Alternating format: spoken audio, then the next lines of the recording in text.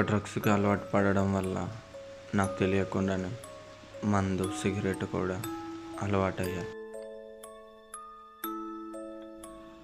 Hello అన్న, mall కావాలి.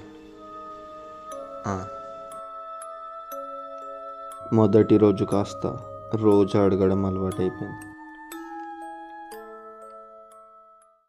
Hello అన్న, మాల్ కావాలి. స్టాక్ లేకపోవడం ఏందన్నా?